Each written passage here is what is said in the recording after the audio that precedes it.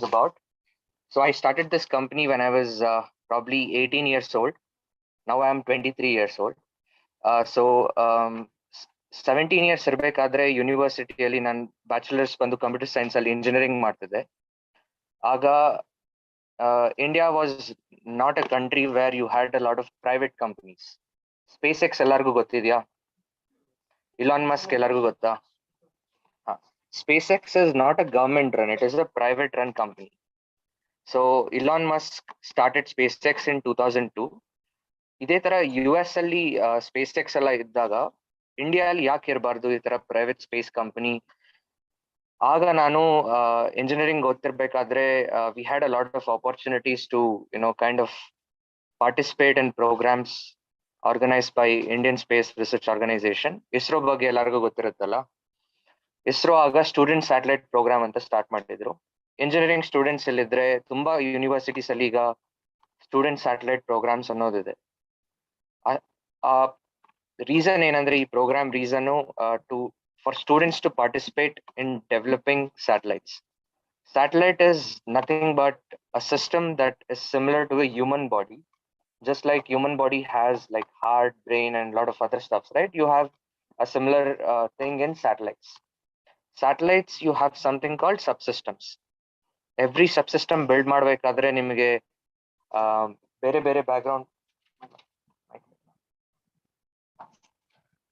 Satellites build ಮಾಡಬೇಕಾದ್ರೆ ಬೇರೆ ಬೇರೆ ಸಬ್ಸಿಸ್ಟಮ್ ಇರುತ್ತೆ.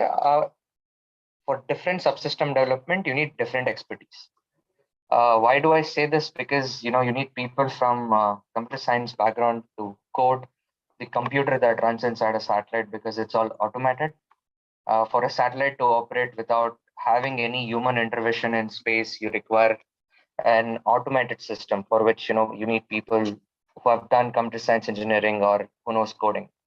And for other systems like power to operate, do you know how a satellite gets power? Correct. Solar cells. There are solar panels and solar cells placed in the satellite for it to generate power. And for developing such a system, you require expertise from electronics and electrical engineering. And when it comes to how do you fly a satellite, it's about aerospace engineering. Right. So basically, satellite development is nothing but a mixture of multiple domains, from computer science to electrical engineering to aerospace engineering. So this is when I started this company, thinking, we can develop a satellite privately in India. So this was back in 2017 when I was a student in the university. I started this company as a student itself. And today this company is currently worth in a couple of $1 million. So we started this in 2018, and now in 2022 we have a team of 12 operating based out of Indian Institute of Science, Bangalore. We launched one satellite on PSLV C53, which was launched on June 30th. So we launched one of our system to space, which I will show in the next slides.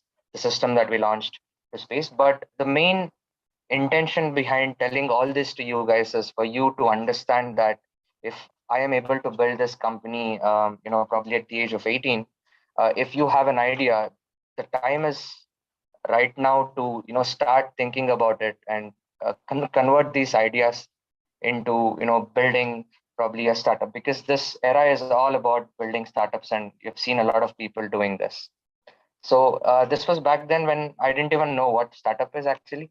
So startup ಬಗ್ಗೆ ನನಗೇನು ಗೊತ್ತಿರಲಿಲ್ಲ.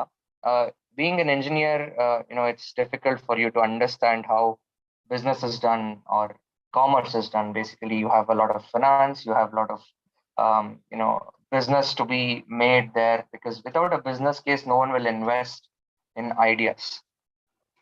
Ideas has to be kind of converted into something that can run as a business. So when we started this, we had a customer from South America who wanted us to build a small satellite. India, the power of India is we have a lot of human capital because of population.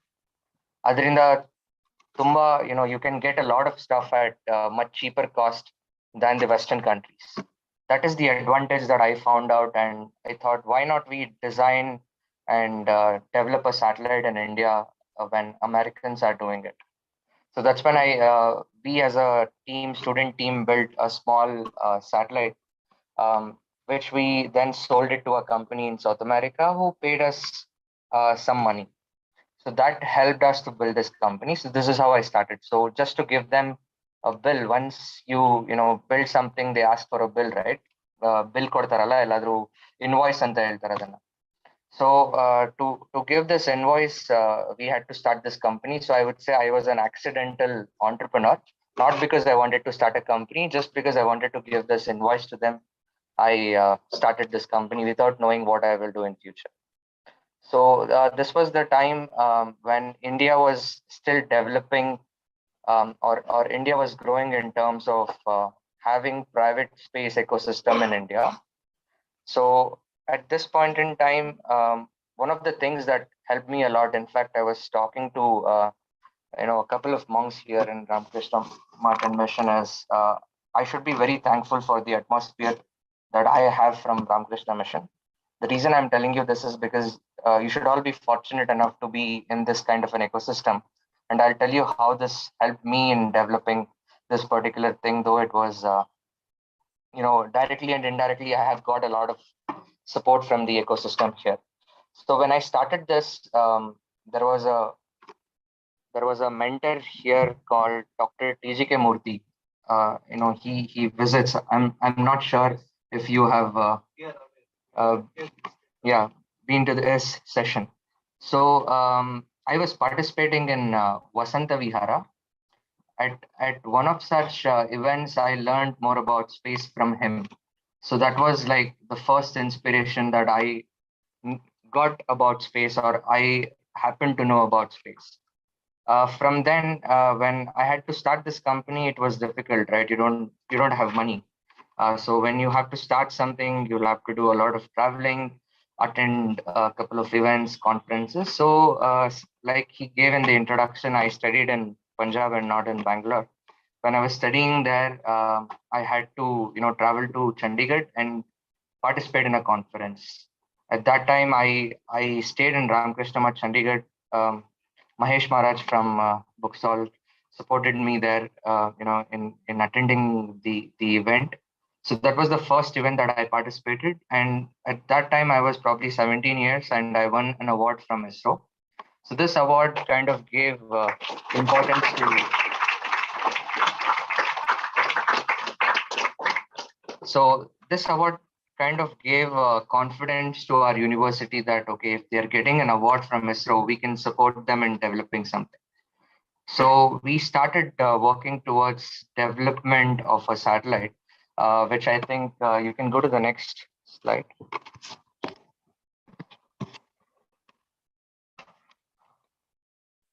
So today, like I said, we'll be talking about a brief journey about myself, which I'll be continuing. And the next thing is about what exactly does my company do, Digantara.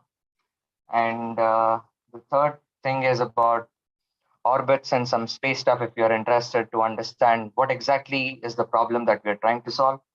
And the last thing is, how can you start something like what I did, be it in different domains, not necessarily in space, but if you want to do something in probably artificial intelligence, machine learning. I was seeing a couple of videos from the YouTube channel. I saw that there was a session on machine learning. So if you want to work on such innovative topics and ideas, you can perhaps take benefit of the support that you're getting from the government and start something like this. So I'll be talking about these points. Can we go to the next slide? You should press it again. I think this is a video actually.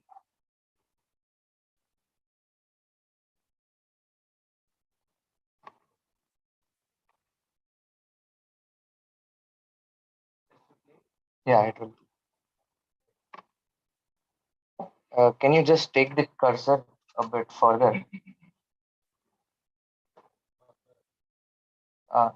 ಸ್ವಲ್ಪ ಮುಂದೆ ತಗೊಂಡೋದೆ.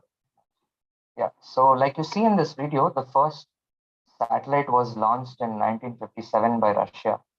The name of the first satellite was called Sputnik. Since then till probably 2020, the Earth situation is like this. We just have around 4% of the objects tracked and 96% untracked. What it means is 4% of the objects, what you see here, is being tracked by the systems that are there on the ground, and 96% we don't know what is happening in space. So that is the current situation. So what are we trying to solve here is basically to track these 96% of untracked objects that you saw with our own technology. So the way it works is basically we have something called SCOT. This means Space Climate and Object Tracker. This is a technology that we developed while we were students.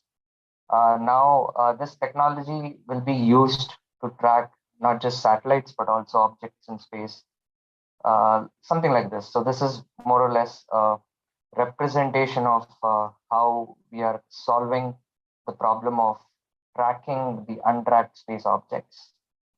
So with this technology, once we track these objects, what we are doing is, to make it much simple, we are building something like Google Maps, but we are doing it for space. So basically, can you go to the next slide?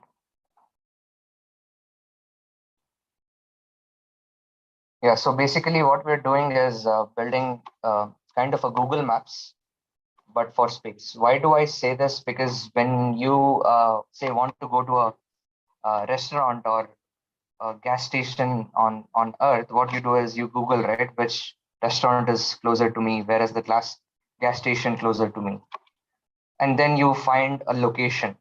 But in space, we don't have something like this, something similar to Google Maps for satellites to operate, because satellites are not, I mean, they don't have humans inside it to drive, and it's not a Tesla car which can do an automated collision avoidance.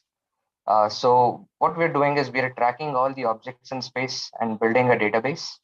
With that particular database, it's easy for us to predict what is happening and how does it happen, and then control the movement of the objects and sometimes help them in operating their spacecrafts. So this is what we do at Digantara. And this is one of the technologies that we launched on PSLV C53 that I was talking about. On June 30th, 2022, we launched this system, and we built the system under 4 months. So this was one of the world's smallest space weather monitor.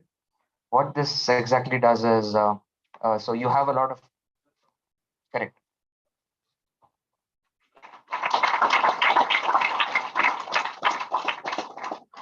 So the device that you see here is actually world's smallest space weather monitor.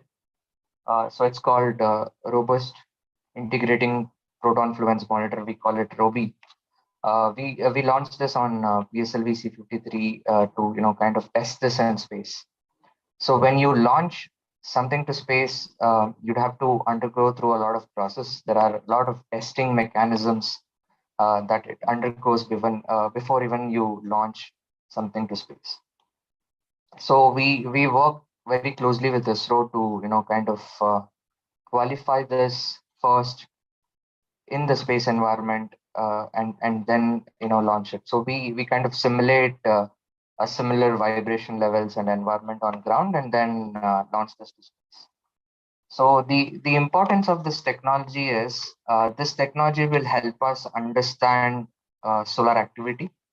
Basically, you have something called proton radiations in space, and these proton radiations are almost 86%. So we calculate protons in the orbit so as to give other satellites alert about uh, if there is an adverse event that can happen due to sun's radiation. Just for an example, in the month of March, the same company of Elon Musk, SpaceX, they launched around 40 satellites, and these among 40 satellites, I think a couple of them were lost due to a solar storm. Such activities can be avoided using this particular system. So this is why we built this, and currently we are using this for understanding space weather. And we're launching a couple of more satellites in the future soon. So what you see there is SWX demo is actually space weather demo that we launched on this particular rocket. Now we'll be launching another system that you saw as Scott. Scott, the technology that will track objects in space. So a combination of these two technologies will help us to track and monitor all the space objects. And can we go to the next slide? So do you recognize this person here? He's the current chairman of Indian Space Research Organization, Dr. Somnath. He has been very supportive for startups to develop technologies in India. In fact, we had an opportunity to meet him in his office and talk about what we are building here at our company and how we can, kind of support and develop the Indian private space ecosystem. The reason I'm showing this photo is because um, to tell you all that the support that you get from the government right now is tremendous, and it's not like what it was before. So if you have an idea that you want to kind of execute and build something, you will get support from the central government, state government, and there are various schemes which you can take benefit of to build something of your own. Now I have a question for you all. If anyone thinks that you want to build a company, or what are your aims like? So do you anyone foresee yourself to become an entrepreneur? Okay, two people, three, four. What about others? What would you like to do in life? Like to work for a company? If so, which company would you like to work for? So an interesting fact is that in fact, even I had a similar mindset. That's why I was doing a computer science engineering, because you do computer science engineering, then you get job in an IT company and you're safe. That's what we think, but that's not the case actually in real, because the way this works is, IT industry is going really big, and in fact, the other sectors as well. New technologies like artificial intelligence, machine learning are the future. If you are targeting at doing something like that, you should work for an innovative company, I would say. So apart from that, the reason I asked this question, how many of you would like to become an entrepreneur? Because the time right now is perfect to start something like this, because you have a lot of schemes in India. So when we started our company, coming back to my journey, we didn't have money to build something like this and launch. It takes a fortune actually. So you need a lot of, you need a lot of funds to build a company, build technologies, and launch it. In fact, in space, it's much more costlier because every component that you get is much expensive than the normal electronics that you can purchase from a shop, right? So when I started this, I didn't have any, we didn't have any support actually. So we had to look for funds. So we applied to a lot of government schemes in which initially we failed. We did not get. We got rejected. It was not like everything was a success for us. We got a lot of rejections. And later, there was a point where we applied at the Indian Institute of Science, Bangalore, and then we got our first funding from them, which was around 25 lakhs. With 25 lakhs, we started this company.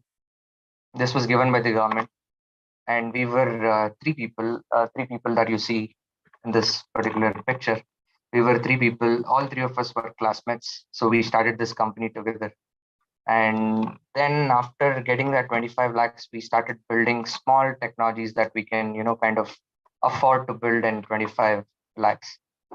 Later, you have something called venture capital or angel investing, where you have investors from the private industry who invest money in your company in exchange of equity or shares of your company.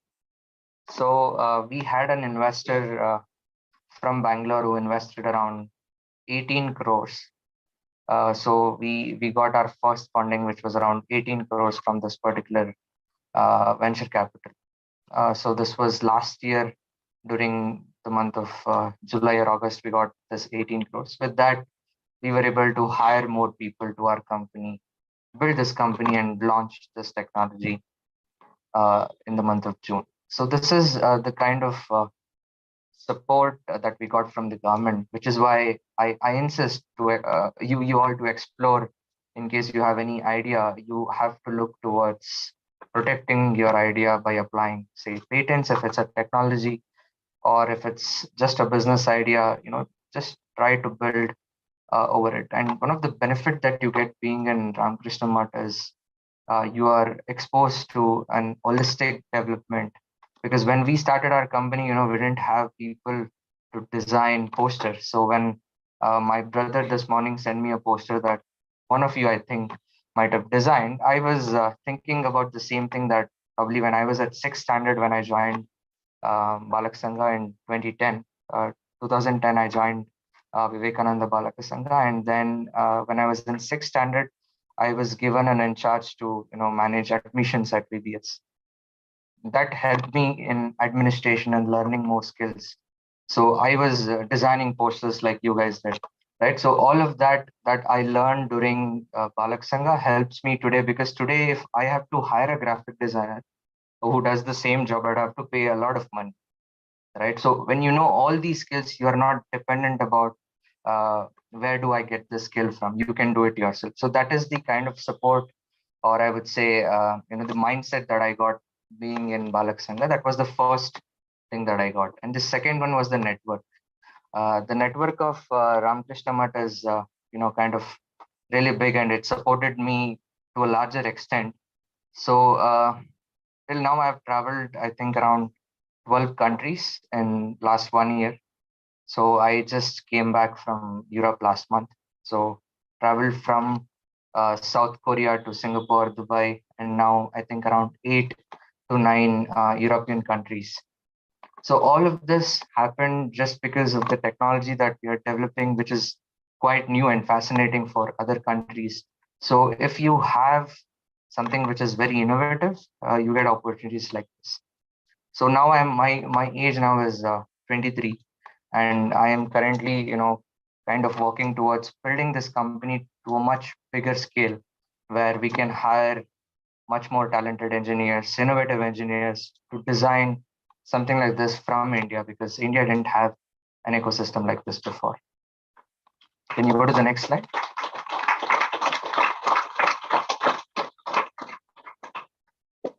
So what do we build? Like I said, to make it much simpler and not to complicate with a lot of technological terms, we built Google Maps for space. So the technology that we're building is called Space Map, which means Space Mission Assurance Platform. This is divided into three different subcategories, I would say. The first one is SCOT, which means Space Climate and Object Tracker that you saw in the video. That is the hardware that we're launching to space. We're launching 40 such hardwares to space in next 2 years. We'll be launching almost 40-45 satellites, which is equipped with space weather sensor and a LiDAR, light detection systems that will go to space and track these objects. One is flying in our one is flying in space. Correct. Yeah. So we are launching more. I think the next launch is probably in the month of November. That will be with SpaceX. We'll be launching with Falcon 9 Elon Musk rocket. So the first one was launched with India. The next system that you see is called Orbital Engine. This is basically a system that will take the data from the satellites and build a database. With this database, we have something called Space Adapt. It is nothing but a front-end interface like Google Maps that you see, right? So you can collect this data and use this for different analytical tools. So we have already, worked with a lot of companies and governments across the globe, from ISRO to United States Department of Defense, Korean companies, few Singaporean companies. So we are doing, or what I would like to say is we are building a global space company from India. So this is a very brief summary of what we are doing at Digantara. And the term Digantara comes from a Sanskrit word meaning space or a distant land. So that's how we kept the name. When we started the company, like I said, we had to give them an invoice, and I called the company secretary and they said you need to have a unique name for your company. All I did was synonyms for space and Sanskrit in Google, and I got this name at the top. So we chose this. We didn't think much because we didn't know what we'll do by having a company back then. But today, I think it's all, we're connecting the dots, what happened in the past. So this is a brief journey about what I have done. If you have any questions about anything around how do you execute your idea to what we are doing, please feel free to ask.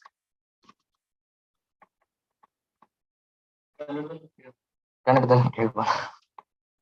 Yeah, go ahead. Yeah. So,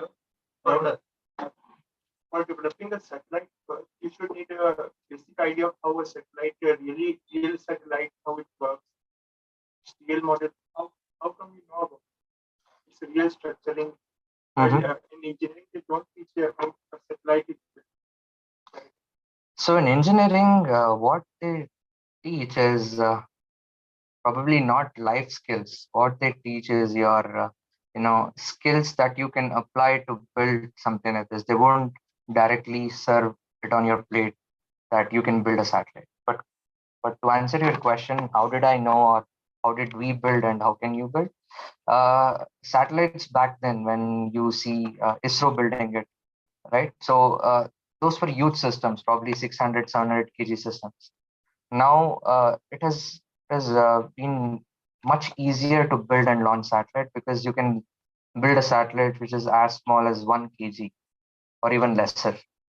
For that, all you require is basic understanding about few systems, like how do you power a satellite, where do you want to place your satellite, how does these small subsystem work, which I think is a couple of weeks research. If you do, you'll be able to kind of understand the basics of how satellites are built.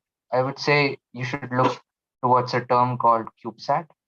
CubeSats are something much smaller version of satellites that are being launched. So if you look at this, it's much easier in understanding. So no engineering colleges teach about how to build a satellite. Yeah.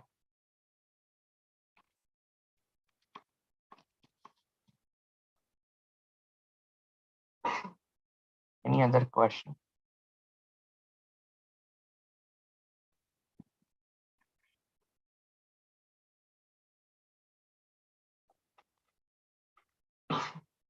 Yeah. So, there will be a lot of ideas. Mm-hmm. You also open it a lot of ideas. Somehow had only this idea. So when we started this company, our company was not about tracking space debris. We started a company to build satellites, just satellites. Over a period of last 2 years, we have changed our company's idea probably like 10, 20 times. I mean, if you see the presentations that we had probably like 3, 4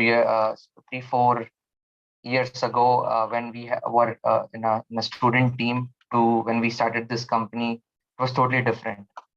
So I would say you'll be constantly bombarded with a lot of ideas. If all of your ideas is towards one single thing that can probably kind of confluence towards one single thing, that means if you're going in a right direction. In our case, all of our ideas were related to space and satellites.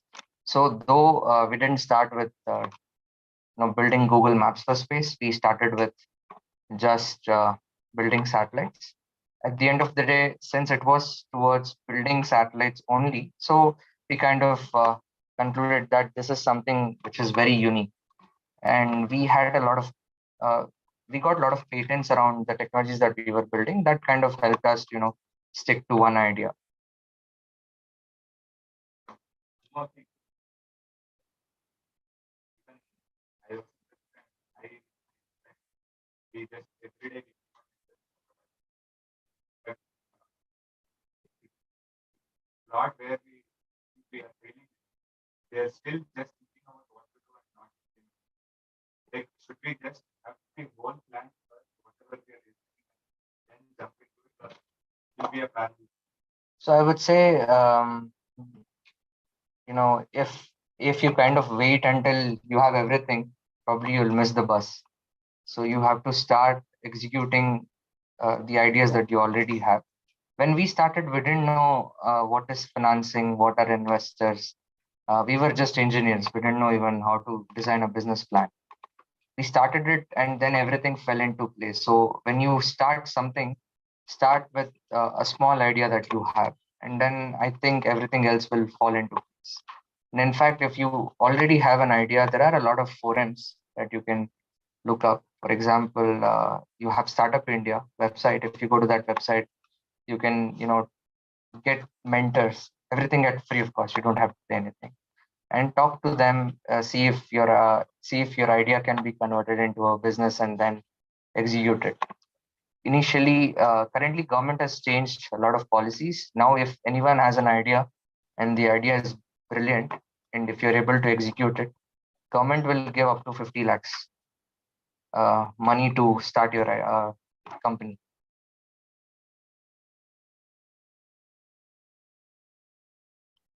So, in fact, one more thing that I would like to tell here is, um, we started this company not from an IIT actually. We were not not IITians. We didn't carry that tag. The first problem that we had to solve was credibility. Why is that I can build a satellite and not someone else? From there to today, Prime Minister talking about our company in Man Ki Baat and few other forums is quite encouraging, because there are only two sectors in India, or two department or two government sectors, I would say, Department of Atomic Energy and Space. These two sectors are directly handled by the Prime Minister himself. So there is no minister for these two sectors. It's the Prime Minister who is the authorizing person for any activity that happens in space and atomic energy.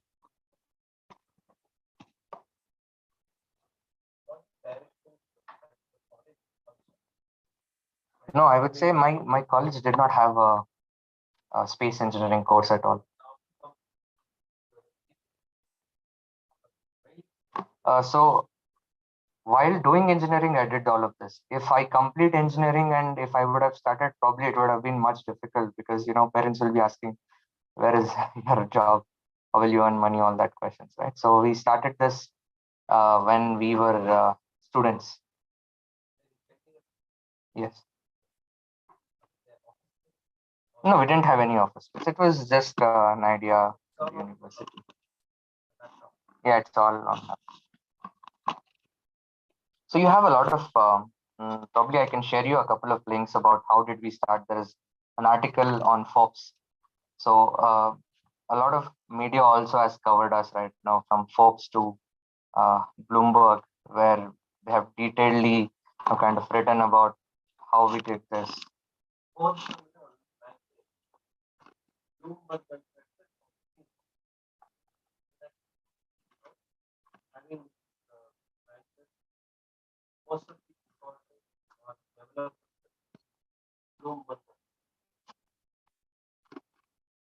Thank you so much.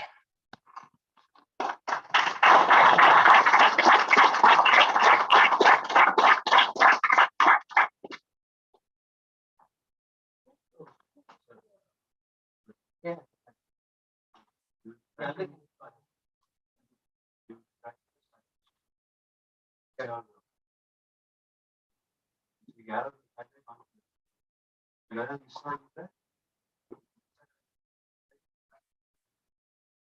ನಮ್ಮ satellite ಏನ್ ಮಾಡುತ್ತೆ ಅಂದ್ರೆ, satellites and also space debris. space.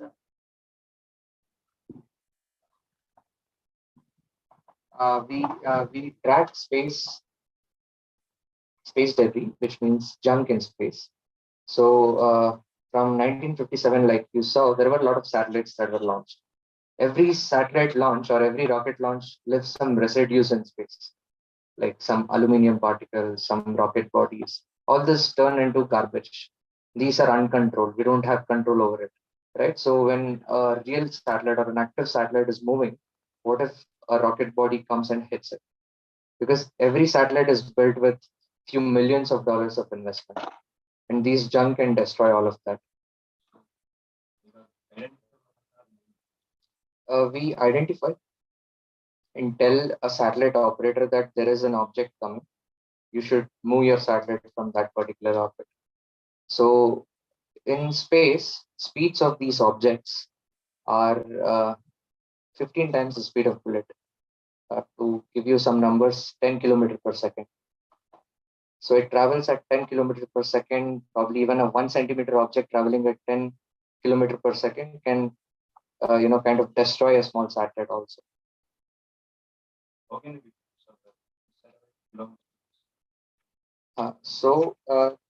There is a very interesting concept in naming satellites. There is a naming convention that happens for satellites also.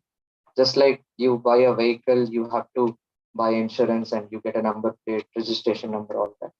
You have to do a similar process for satellites. Say you buy a vehicle in Karnataka, your registration number would start from KA, right? Similarly, for satellites, if anyone wants to launch anything to space, if I am an Indian company wanting to launch a satellite to space, I would register my satellite under India as a country.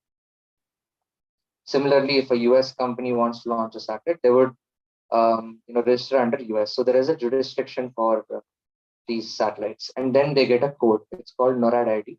So this is a database maintained by the US government to identify which are the active satellites. Yeah, US has been a very dominant player in the space industry, which is why they maintain this catalog. Russia and US have been, these two countries, yeah, US and USSR, these two countries have been very much proactive in space activities, but right now the share of US satellites are much higher than Russians. So there was an incident when Russian space program actually broke down because of there was a rocket launch that happened, and because of that rocket launch, the rocket did not go to space; it failed, and it fell on the building where all these Russian scientists were sitting. So all of them died in one such incident. So uh, they didn't have a lot of human intellectual or human intellect to build faster, and US took an advantage of that. And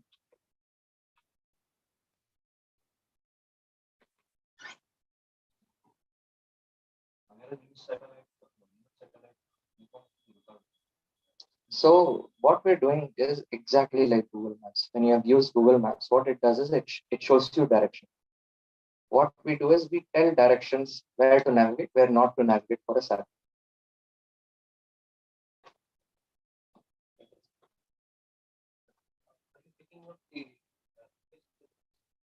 We're not picking up or we're not removing space debris. We're just mapping or locating where these objects are. We will tag it. Like basically, we will name these objects and get into a catalog. Removing, why we're not doing is because the first step of removing space debris is to understand where it is.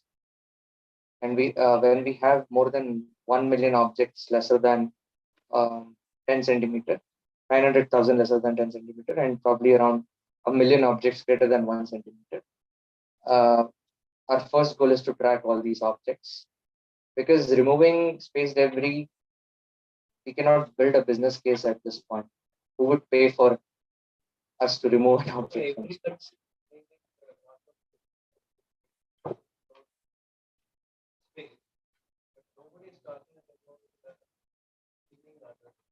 So there has been a lot of guidelines that are being designed and are coming up by the United Nations Office of Outer Space Affairs. They're building guidelines to make sure space is sustainable for near future. So all we have is a guideline because there is a very different scenario when you look at aviation and space sector. In aviation sector, you have something called airspace, which a country can control. But whereas in space, you don't have space kind of a stuff where a country can control because Earth is rotating and space, you can't claim that any space above India is ours. Right? So the concept of jurisdiction in space is difficult to enforce any law. So there has to be a global convention. All the countries have to come together and agree upon something.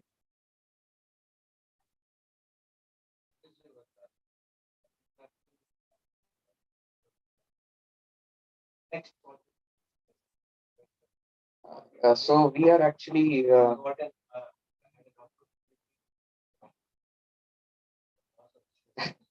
yeah, we I happened to meet Elon Musk in 2020 before COVID. Just the time COVID started, March of 2020, I was in Washington D.C. in the United States for a conference. So that's when I happened to meet him. So we're launching. So it was. I mean, it was nothing like he heard. He totally heard what we were doing because back then it was 2 years ago. So it was not at the stage where we are today. Back then, it was just an idea about launching satellites to track space every. So I would say he said it was innovative because Starlink they're launching around 40,000 satellites now. For them to operate 40,000, they would require guidance on or navigation.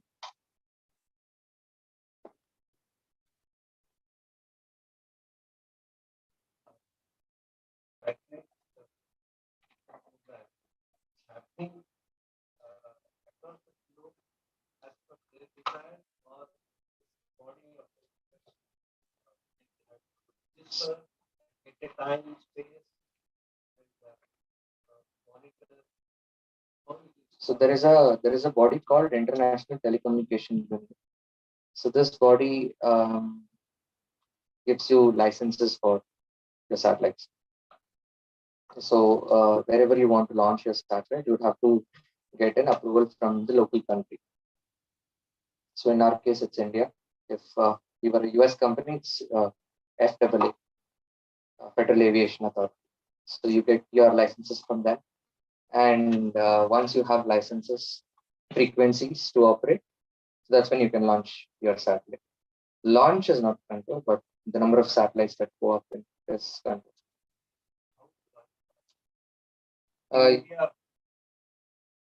In India right now, it's majorly ISRO. ISRO has PSLV, SSLV, which they launched in August, but it was a partial success, I would say. It didn't go with the orbit. It did not deploy the satellites in the desired orbit that it had to. So it's ISRO at this point in time. Apart from that, there are 2, 3 more companies building rockets in India to start something like a private SpaceX kind of scenario. So why do you need to sense and track a satellite? Means normally, if any company or any government association would have launched any satellite, they would normally keep a track. Correct. So why not take that information and track it that way, rather than sending in a satellite which has sensor and you have to get it and it takes a Good question. So the technology that you saw, orbital engine. So that you see a line called hybrid data feedback loop. The reason you see that is because we are taking data from the existing satellites also. And the sensors that we're launching is to track more or less space debris and satellites that are more of stealth in nature for defense. So because a lot of countries don't list their satellites on this catalog, say like China, or probably a couple of other satellites by other countries, right? So we track even those satellites with our sensors, and majorly this is to increase the accuracy of the track. So you might have the chance to collaborate with DRDO and other stuff. Yeah, we are working with a lot of military agencies already.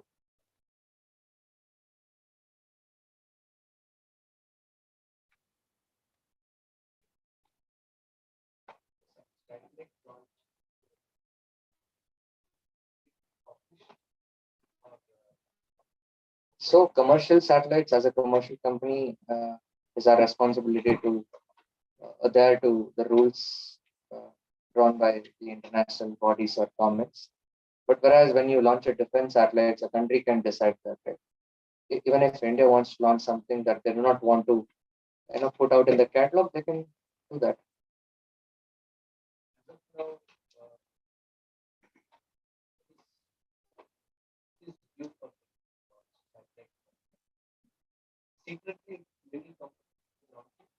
Companies won't, but countries. So as a commercial company, no one does. But governments can buy or purchase from a commercial company.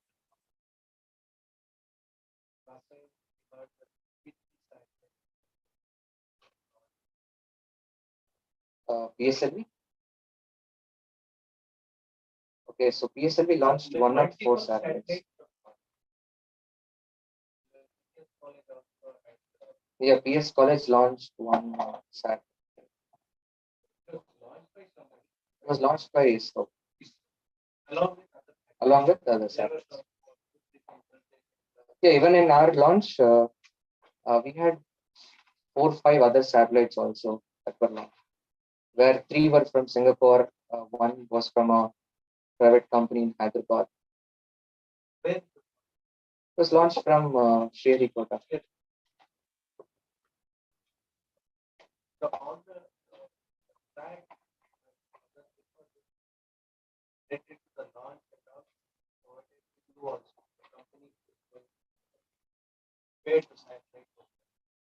Yeah, we will get the launch information about that particular launch. Control, yes, you have to have a ground station where you can communicate with your satellite.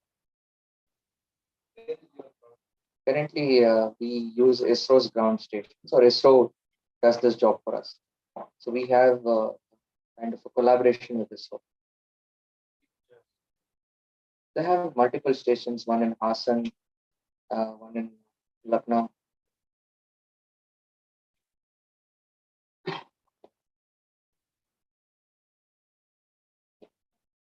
Any more questions?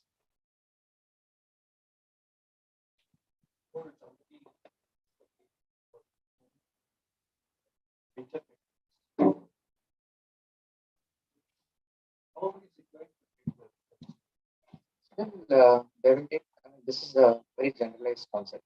So whenever anyone invests in your company, so today the share value can be probably 10 rupees. Tomorrow, once you build technologies, have more customers, share value can go up to probably 1,000 rupees.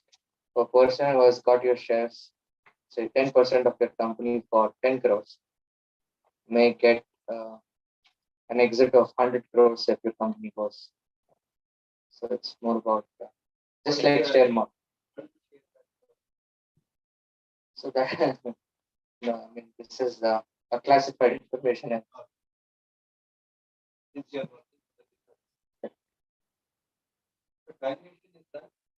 valuation is not science; it's more or less it's a mutual agreement that happens between company and a venture capital firm at a stage when there are two types, right? One is a private company, private limited, and then public. Public limited are what you see on stock market. There you have to follow and you have to there are to a lot of regulations and policies and do a valuation for it. When you're at a stage where you just have an idea to build a company, there is no science behind that to evaluate how much is your company. So it's more or less a conviction that a venture capital takes. So there are multiple methods that have been followed in the past as well. So they follow some methods and then come to a conclusion that I would want probably say X% of your shares at Y value.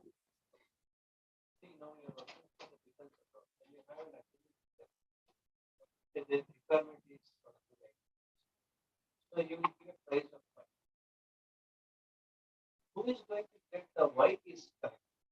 And there is, yeah, so there is no one who judges that. So the way defense or any government procurement works is there is a stage called RFI, which means request for information, where they'll request what technologies you have to offer us, and then they'll get to a stage called request for proposal. It's called RFP. So once you submit a proposal, you can quote a price, and if you don't have a competitor, and if it is in the budget of what they have mentioned, you'll get the company. If you have a competitor, probably 5, 6 other companies, it works like a tender. Whoever quotes the less, they'll get the. No one. So there are probably around 8 to 10 companies in the globe doing this, mostly based in US, Canada.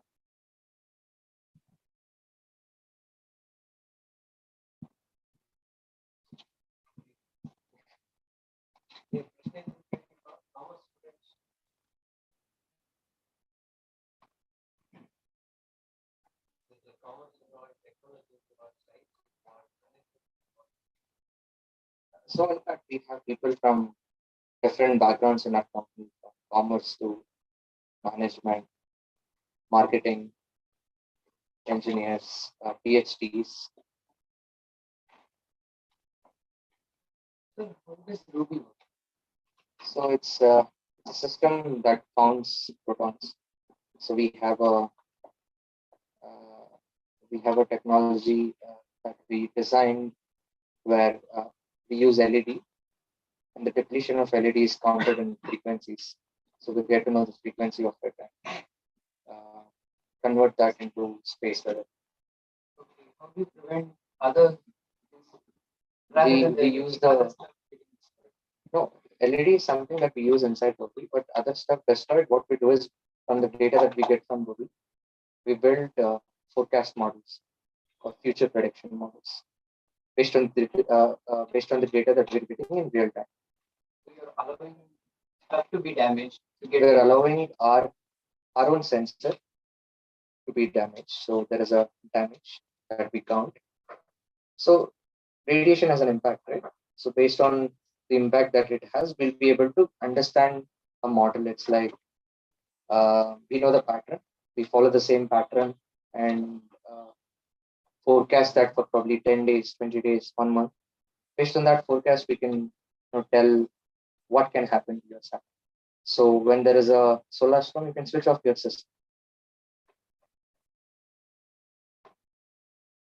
So you have mentioned that 4+ patents company. Patents basically it's a way to protect your ideas, right? So we have patents for LiDAR technology that we have for space debris detection, and 3 patents for the space weather Ruby thing that we saw. So that is like total of 4, and we have 2 more for kind of different technologies in space situational awareness for defense.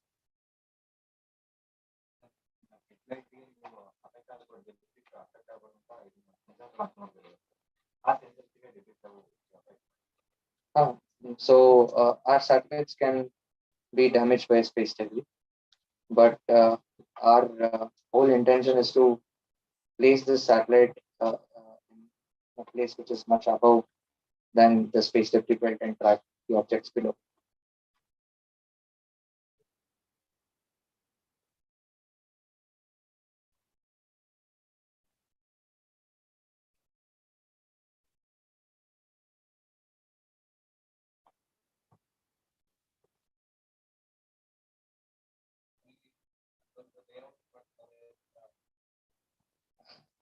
Space colonization. So there are, if you want to go to space, there is already a flight by Virgin Galactic. You can take the flight, which Richard Branson took, and you can fly. You have to pay probably around $500,000 right now. You will go for a 13-minute flight. Yeah, it will go and come back. It's like a plane, but it will go much higher actually. So you can just see how Earth looks like from.